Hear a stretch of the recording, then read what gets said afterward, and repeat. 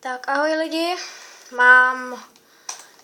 jsem si semka vzal Su-100, tak nevím, jestli se mi to povede nějak zahrát, nevím to jistě.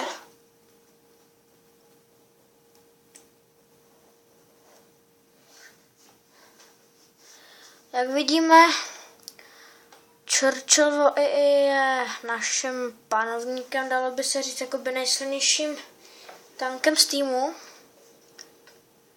Máme tu Su-100, 6. týr, řeknu vám, je to stejně jako Su-85, jenom to dělo to má hodně silný. Já to dělám tak prostě technicky, že nabiju, vystřelím, schovám se, protože jinak s tím tankem nic jiného dělat nemůžete. Takže se rozjíždím a uvidíme, co se z toho vytvoří. Jestli se z toho vytvoří nějaká bláznivá hra. Doufám, že tady nebude nějakého zrádce. No.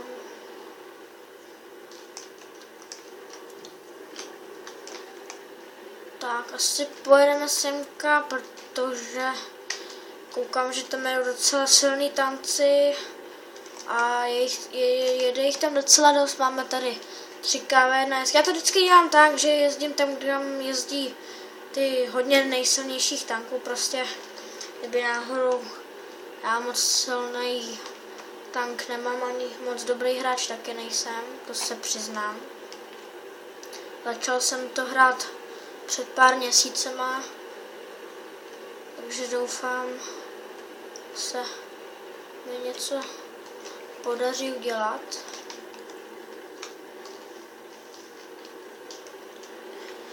Jako následující tank mám po Su-100 je Su-152, to je úžasný tank, to prostě nedá ohodnotit, to každý hráč, silnej mých kámošů, prostě jak slyší Su-152, tak už závidím, super tank a takový nic jiného neslyším. Tak jsem se rozhodl, že ho zkusím udělat. Tak na něho půjdu. Doufám, že tady nikoho zničíme.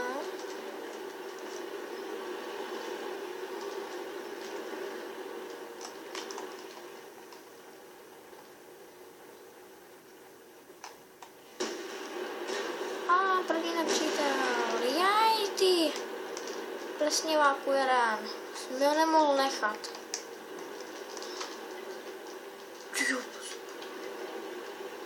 Tak jedeme dál.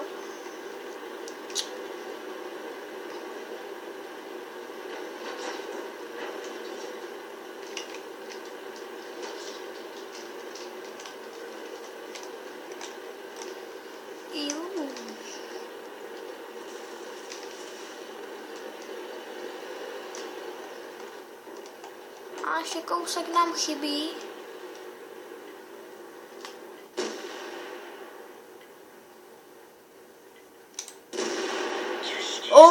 Tak tady jsme viděli první zásah na KV1S.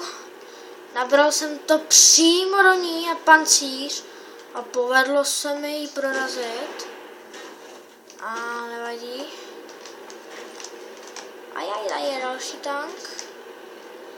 Ale na jiných tady trošičku hodně nás.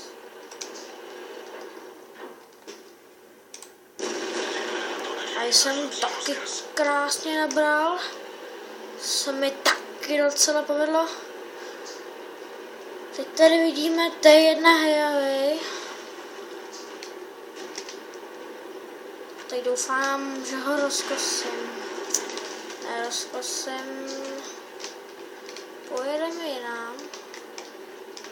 Zkusíme zaútočit na ty jejich dělostřelectva. A já je pošlu tamhle bychom jednoho mohli franknout ze zádu. Nevím, jestli se mi to povede, ale pokusím se. Tamhle máme dokonce 2 stíhače. A už se nám ukázal.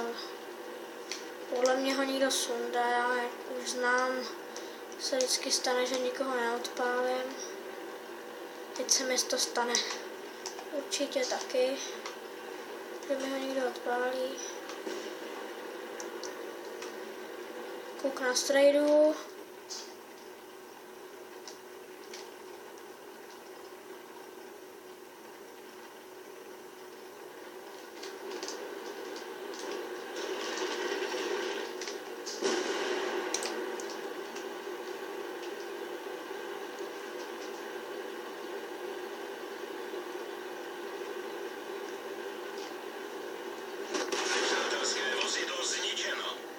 Sundali jsme jednoho.